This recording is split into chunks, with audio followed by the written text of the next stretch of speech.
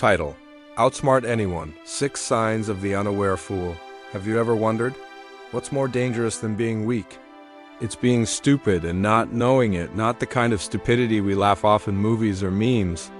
I'm talking about the kind that ruins kingdoms, collapses empires, and silently destroys the man who carries it. And the worst part?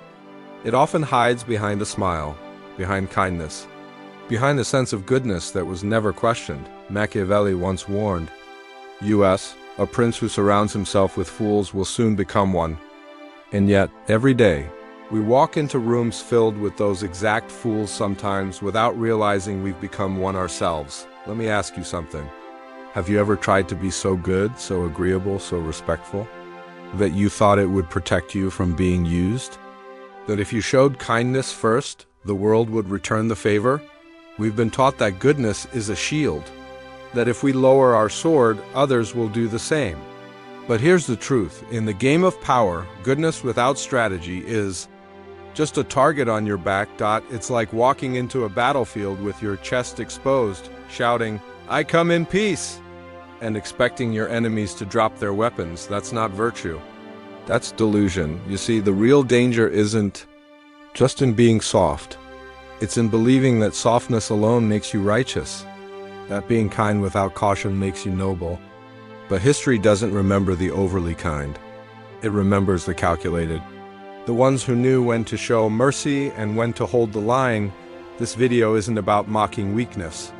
It's about exposing the blind spots, the quiet self-sabotage that turns men into pawns, not players. Because the moment you believe that your good intentions are enough is the moment someone sharper, colder, and more strategic walks right past you and takes everything you thought your kindness would protect. So before we dive into the 6 deadly traits of a foolish man, remember this: kindness isn't the enemy, but kindness without power? That's a trap. Let's begin. We've all been told that kindness is a strength, that if we just show enough compassion, enough patience, enough forgiveness, the world will eventually return the favor. But here's the uncomfortable truth. It doesn't in the real world. Kindness without limits doesn't earn you respect. It paints a target on your back. The foolish man believes his goodness is armor, that if he's kind, he'll be protected from betrayal, cruelty, and ambition. But that's not how life works. Not in business, not in relationships, and definitely not in power. He's the man who says, "I'm sorry," even when he's done nothing wrong, who lets subtle insults slide with a nervous laugh, who agrees to terms that quietly humiliate him just to keep the peace. Why? Because he believes that if he just gives enough, others will stop taking, but they never do. Have you seen this before? That one person who always says yes, who always shows up, who always gives until they're completely drained? Not because they're strong, but because they thought being selfless made them safe. The wise man, on the other hand, knows how to set boundaries. He knows that kindness must be measured like currency.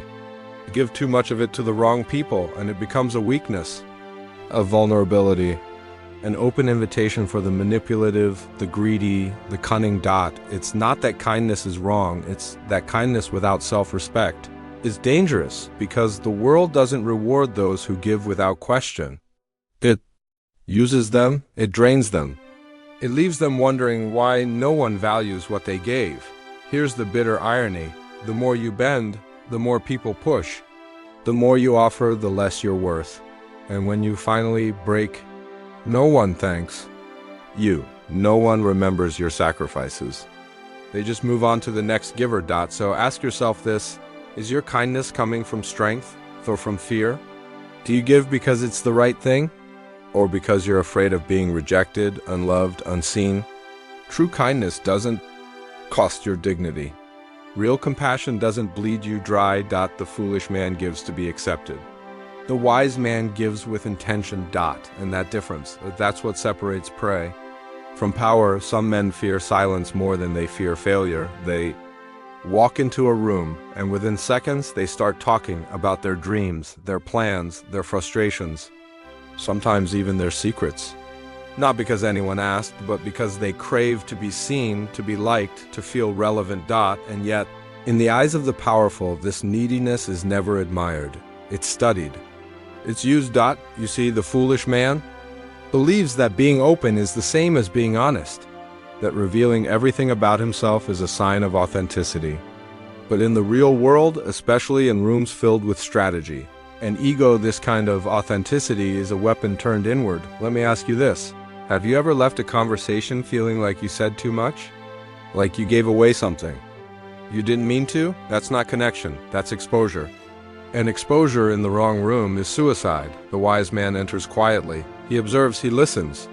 He lets others reveal themselves first. But the foolish man? He fills the silence. With noise, he jokes nervously. He explains things no one questioned. He talks himself out of power before he ever had a chance to hold it. In every crowd, there's always that one man who's just doing too much, too eager to impress, too desperate to connect. He doesn't realize that the strongest presence in the room often belongs to the one who speaks the least. Here's the brutal truth. If you're always talking, people stop listening. If you give away your thoughts, your fears, your plans too freely, you become predictable. And in a world built on leverage, predictability is weakness. Power moves in silence. Mystery commands attention and restraint. That's what separates the strategist from the spectacle. So, if you find yourself oversharing, over-explaining, always trying to be understood, pause. Ask yourself, am I speaking from confidence or from fear of being forgotten? Because in a world where everyone's shouting, the one who whispers with intention, is often the one who gets heard the loudest. There's a quiet kind of naivety that ruins more lives than outright malice. It's the belief that people are what they say they are, that if someone speaks kindly, they must be kind, that a smile equals sincerity, that a promise equals truth. But here's the truth most men learn too late. Words are cheap, masks are everywhere, and trust, real trust, must be earned, not assumed. The foolish man moves through the world with his hands wide open, believing everyone means well. He hears an apology and thinks it reflects a changed heart. He sees charisma and mistakes it for character. He assumes loyalty simply because someone says the right things. He doesn't test people. He doesn't ask the hard questions. He doesn't study how someone reacts under pressure, when things get uncomfortable, when their ego is challenged. Instead, he gives away his trust like candy, quick, easy, and thoughtless. And when betrayal inevitably comes, he calls it bad luck. Misfortune, fate, but it wasn't fate, it was failure. A failure to be discerning, a failure to protect what should have been guarded, a failure to realize that not everyone who flatters you is your friend, and not everyone who disagrees with you is your enemy. Think about it. How many times have you shared something personal, only to regret it later? How many people have you let in, simply because they knew how to say what you wanted to hear? The wise man does it differently. He watches. He waits. He gives small doses of trust, then observes what people do with it. He knows that trust is like fire, powerful but dangerous in the wrong hands, and perhaps most importantly, he understands this. The world is not full of villains, but it is full of self-interest. And if you don't protect yourself, if you don't build a system to test who deserves your trust, then the problem isn't the people who betray you. The problem is you don't. So ask yourself, is your trust a gift you give after someone proves their worth? Or is it a default setting you've never questioned? Because in the game of life, unchecked trust isn't kindness. It's a loaded gun, pointed at your own foot. There's a certain tragedy in watching a man shrink himself just to be liked. You've seen him before. Maybe you've even been him. He's the one who nods when he wants to disagree, who forces a smile in the face of insult, who praises people he secretly resents, just to keep the peace. Why? Because deep down he believes that being liked equals being safe. But let me tell you something that might hurt a little. The more desperate you are for approval, the easier you are to control. You become a puppet, and the strings are compliments. One kind word lifts you. One cold glance destroys you. A single rejection, and suddenly your self-worth crumbles. This is the man who over-explains himself, who apologizes when he's done nothing wrong, who flatters those above him, hoping for a pat on the back. He believes that if everyone likes Him, no one will hurt him, but that's not how the world works. Because those who chase validation rarely get respect. In fact, they become forgettable. The truth is, people respect boundaries, not eagerness. They admire confidence, not compliance. A man who never disagrees, who never takes a stand, who never risks being disliked, he fades into the background. He becomes invisible, you might say. But isn't it good to be agreeable, to keep harmony? Sure, if you're trying to survive a dinner party, but in life, in leadership, in love, always saying yes means you never meant anything. Let me offer a thought. The powerful don't wait for praise. They don't ask, do you like me? They become the standard by which others are measured. So ask yourself, are you living to be respected or to be liked? Because the man who bends just to fit in eventually breaks. And when he does, no one remembers how agreeable he was. They only remember how easily he disappeared. There's a lie that gets repeated often, one that sounds noble at first. Just be real, say what you feel, speak your truth. But what happens when your truth is unfiltered anger? What happens when your feelings lead the way and your mind gets left behind? The foolish man thinks reacting emotionally makes him authentic, that exploding in rage, collapsing in defeat, or drowning in jealousy somehow proves he's real. But the truth, it only proves he's vulnerable, and not in a powerful way. Let's be clear, emotion itself isn't the problem. We're human, we feel, but the inability to contain it, that's where weakness is born. Imagine a man insulted in public. The strong one stays silent, watches, stores the moment for a better time, a sharper strike. But the weak one, he lashes out, his pride stung, his voice rising, his face twisted. And just like that, he's been disarmed. Predictable, easy to provoke. It's not bravery, it's exposure. The man who wears every emotion on his sleeve is like a castle with its gates wide open. Anyone can walk in. Anyone can take advantage. And here's the brutal truth. If your enemy knows what angeres you, they can lead you like a dog on a leash. If they know what saddens you, they can drain your energy without lifting a finger. Power isn't loud. It doesn't scream or beg or panic. Power watches, power waits. And power never lets its opponent see its next move. Ask yourself, when things go wrong, do you pause? Do you analyze the field? Or do you react fast, loud, and without thought? A man ruled by emotion isn't passionate, he's predictable. And in a world built on strategy, the predictable man is already defeated. So here's a thought worth carrying. Emotion is a flame. You can use it to burn bridges or to forge steel, but only one of those turns you into something unbreakable. When life falls apart, the foolish man looks outward. It was the system. It was my boss. My parents didn't raise me right. My friends let me down. Life just isn't fair. He has 1,000 explanations, 1,000 people to blame. But never once does he stop and ask the one question that could change everything. What weakness in me allowed this to happen? Because that question, it demands courage, it demands honesty, and most of all it demands responsibility. But responsibility is heavy, it's uncomfortable. It means you have to admit you were wrong, that maybe you didn't do enough, that maybe you haven't become the man you think you are, and for many, that's unbearable. So they hide. They tell themselves stories to protect their pride. They curse the sky, they talk about how unlucky they are. They suffer loudly, but never study their suffering. They feel pain, but never turn it into wisdom. Here's the truth most never accept. You don't grow just by going through pain.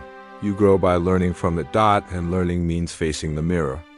Not the flattering one, but the one that shows your cracks. The one that says, you failed. Not because the world is broken, but because you weren't ready. The foolish man avoids that mirror at all costs. Because to look into it means admitting that something in him must change. And change requires effort. It requires grit. It requires the spine to do what most men run from. It's far easier to say, it's not my fault, than to say, I wasn't good enough. But that sentence, I failed because I wasn't ready, is the starting point of every great transformation.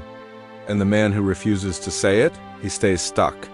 Stuck in excuses, stuck in bitterness. Stuck in the same chapter, blaming the same people, living the same life. Here's the hard truth. You can't fix what you won't admit is broken. You can't rise if you keep pointing fingers at the ground. And you will never own your future. If you refuse to own your failures, the foolish man isn't always loud. He isn't always obvious. Sometimes he wears a mask of intelligence. He knows the right words, the polite smiles, the polished image, but inside, he's terrified of truth, of silence, of facing himself in the mirror, and that fear, it's what keeps him small, powerless, not because the world is against him, but because he's too afraid to confront the part of himself that's in the way. Machiavelli didn't pity such men.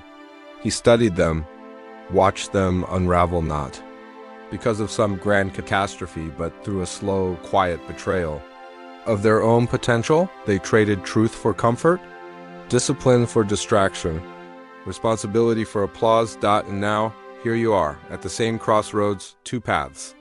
One is easy. It asks nothing of you but your ego and excuses. Blame the world. Blame your past. Keep pretending that change is someone else's job. But the other, it's brutal. It demands you face the silence you've been avoiding. It demands you study your patterns, break your habits, and take full responsibility for who you've become and who you could be. It's not a glamorous road.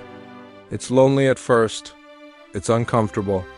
But if you walk it long enough, you become something most people never will.